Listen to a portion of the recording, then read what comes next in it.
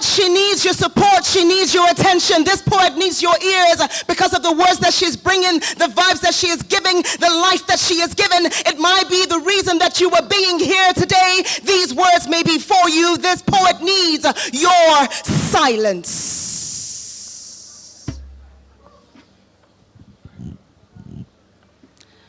How many of you have been in complicated relationships before? Don't be shy. Most of the light is on me. I see someone with two hands. You want to add your feet to that? And we're talking about resetting. We're talking about relationships between Africa and her people and America and its people and different countries and their people. So I'm going to talk about a different kind of relationship. Can I talk about my complicated relationship? I need your permission, guys. Thank you.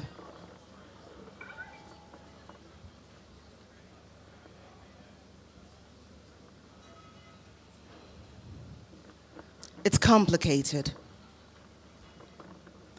No, not the way that glamorous avoidance of society says that it is in a playful way. You know, the way they say, are you in a relationship? And you're like, it's complicated.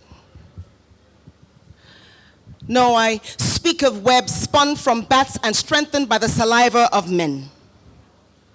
These hungry, these thirsty, these presently sort of men who take leadership by the reins and ride her like a man on fire.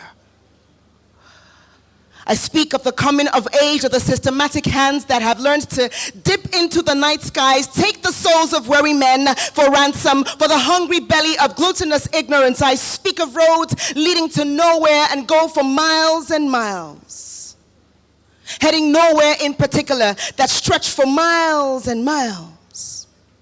In the minds of the ever-hopefuls of the country they call complacency, that one that we have come to know. The complacency. We know it well.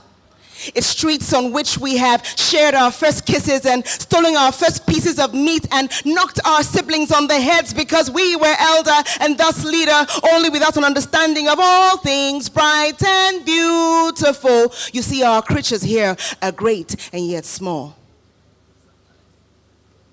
I speak of the rose-colored glasses by which our myopia is corrected only so slightly as we nearly see the pitfalls before us, nearly understand them well, are nearly grateful to a God for all of this knowledge and everything that we do. We smile, we rise, we fall, we all together joyfully fall down dead, and we testify that this is destiny's will. Hallelujah, hallelujah, hallelujah.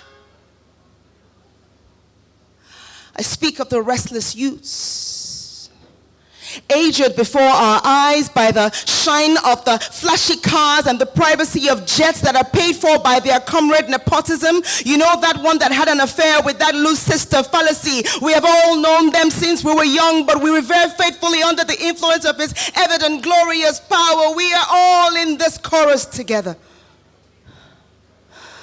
I speak of knuckles and knees. I speak of knuckles and knees. I speak of knuckles and knees. Some darkened by the offering of nature, some by the offering of prayers, some by the offering of bodies, and yet some being confused by everything have mixed all offerings and served gleefully at the shrines of hypocrisy. I speak of knuckles and knees. I speak of a time. I speak of 2 times, and then I speak of 50 more plus 1 today. When we were first the powdery sweet 16, only tainted slightly, only a bearable brown before the earth, and short-sighted gossip leaked from its mouth black gold, and we began farming the multiplication tables and reaching sums that don't make any sense. I speak of virginity lost before the hymen was strengthened by common sense, and bats learned the art of spinning webs, perverting nature, perverting the saliva of men that have come adhesive to the taste of the lie. I recall that I had said it before, that it's complicated. But maybe because I was ranting, you didn't hear what I said. I speak of knuckles and knees going nowhere. I speak of bleached skins and bleached budgets. Of leaky dreams and leaky pipes. Of potholes created to kill the children that even the earth birthed. Of 1,000 tweets screaming and shouting and saying nothing in particular.